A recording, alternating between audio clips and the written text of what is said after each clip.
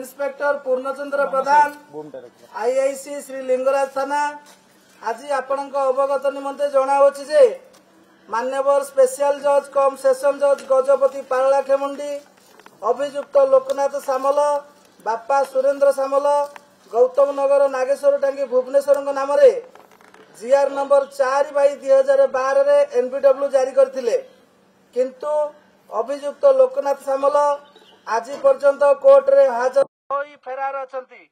तेणु मान्यवर कोर्ट लोकनाथ सामलଙ୍କ नामरे आईन अनुजाई प्रोक्लेमेशन जारी करछंती जे जदि लोकनाथ भोल आसंता 30 दिन मध्य कोर्ट रे लोकनाथ सामल आसंता 30 दिन मध्य कोर्ट रे हाजर न हुवंती तेबे तांकर समस्त स्थावर और अस्थावर संपत्ति जबत पई कार्यानुष्ठान आरंभ हेबो।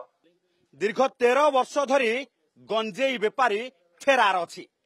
एआरी भितरे एनबीडब्ल्यू इश्यू करिसंती कोर्ट का एनबीडब्ल्यू इश्यू पर मध्य ए पर्यंत अभियुक्त हाजर हेउ नाही कोर्ट रे।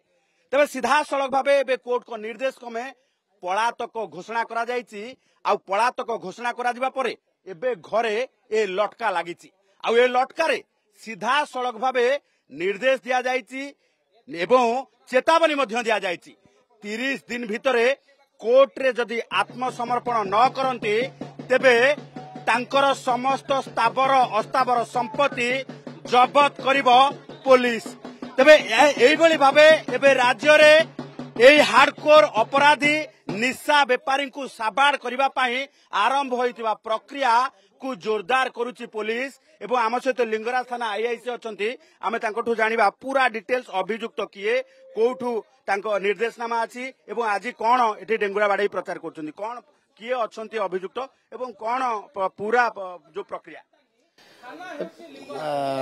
गजपति पारलाखेमुंडी सेशन कोर्ट गोटे वारेंट इश्यू करथिले अभियुक्त लोकनाथ सामल नाम रे तांकर कोर्ट जीआर नंबर 4/2012 रे एनडीपीएस एक्ट रे से दिन पुलिस धरिया रेड करुच्ची किंतु आज पर्यटन से फेरार अच्छा घर को आसुना यही कथा आम कोर्ट को जनला मानवर कोर्ट ना प्रोक्लेमेशन जारी कर समय समय भितर कोर्ट रे से हाजर हेबे जदि न हो आईन अनुजाई जमती संपत्ति जबत कार्यानुष्ठान ग्रहण पलातक घोषणा हाँ पलातक घोषणा बर्तमान गिरफ एनबीडब्ल्यू भी जारी भी होता किंतु एबे जाय से फेरार अछंती आईन हिसाब रे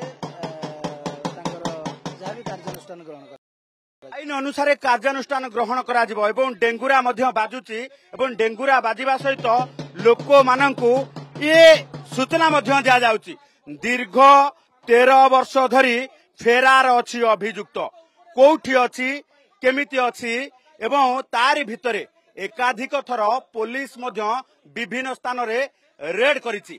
लोकनाथ एबे केउठी काहेकि कोर्ट रे आत्मसमर्पण करूनाहांती एनबीडब्ल्यू इश्यू परे मध्य कोर्ट को काहेकि अवमानना करूछंती एहारी भितरे तांको मांकर आशंका कोन रहिछि एवं मां को आशंका सहित कुआडे जाइछि लोकनाथ बुझिबा ना मिथ्या मु कहूची मिथ्या मु जानला बेल को काहेकि ताले लुचि जे आपन को पुओ ताले आपन घरु काई आछुनी कांकी तानार के छबार भयरा आछुनी 13 वर्ष ला टोटा जाछुनी जदी के कहूची से आछुनी बोली से लोक को पतार छै के टाइम रे आछे कहतलो गोटे गाड़ी कथा कोन कहतलो हां से गाड़ी गोटे आपन गोटे गाड़ी रखछंती मु कोन करी मोर बाहागर की भलो मंड बोली मु नेबी आपन नेला परे मु से बाहागर से गाड़ी नौथी कि ता भीतर आ गंजे पुरे की बिक्री करछा ए गाड़ी रे आउ जण के गंजे नौथला हां जे आपन को पुओ ताल 13 वर्ष ला तानारे गाड़ी तार बोली तानारे केस दियाला छ गंजे व्यापार आपन पुओ से संपर्क करे नाहंती पुओ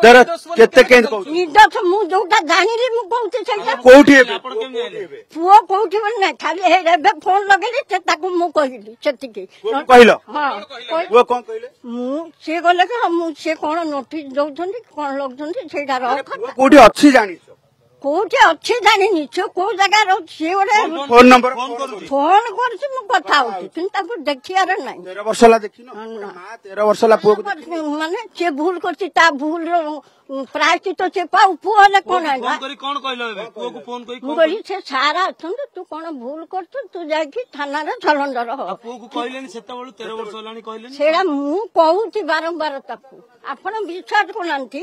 ଆପଣ ଯୋଉ କଥାଟା ଏବେ ଆଲାଉନ୍ସ କଲେ, ମତେ ବି ସେ ଲୋକ ଦରକାର ଯେ ଏ ଲୋକ ମୋ ପୁଅକୁ ଫସେଇଛି। ସେ କିଏ ଫସେଇଛି?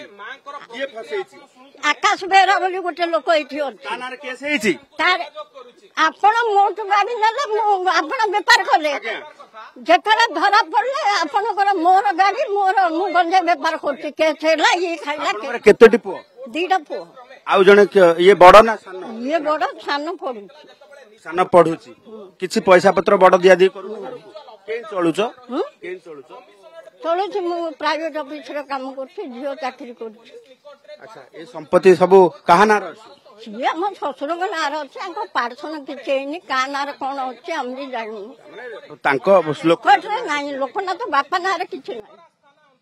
ଦେଖୁଥିବେ ଲିଙ୍ଗରାଜ ଥାନା ଅନ୍ତର୍ଗତ ଯୋଉ ରହିଛି ଯେ ଏଇ ଅଞ୍ଚଳରେ ନାଗେଶ୍ୱର ଟାଙ୍ଗିରେ ବର୍ତ୍ତମାନ ଇଏ ମାଙ୍କର ବର୍ତ୍ତମାନ ଶୁଣୁଥିଲେ ପ୍ରତିକ୍ରିୟା। 13 ବର୍ଷ ଧରି ପୁଅ ଆସିନାହିଁ। ପୁଣି ଥରେ ସେଇ ଲଟକାକୁ ଦେଖେଇବୁ, ଯୋଉ ଲଟକା ତାଙ୍କ ଘରେ ଲାଗିଛି ଏବଂ ଘରେ ଲାଗିବା ସହିତ ସୂଚିତ କରି ଦିଆଯାଇଛି, ଚେତାବନୀ ଦିଆଯାଇଛି, 30 ଦିନ ଭିତରେ ଯଦି କୋର୍ଟରେ ଲୋକନାଥ ଆତ୍ମସମର୍ପଣ ନ କରନ୍ତି, ତାଙ୍କର ସ୍ଥାବର ଅସ୍ଥାବର ସମ୍ପତ୍ତିକୁ ବାଜ୍ୟାପ୍ତି କରିବା ପାଇଁ ପ୍ରକ୍ରିୟାକରଣ ଆରମ୍ଭ କରିବ ପୋଲିସ।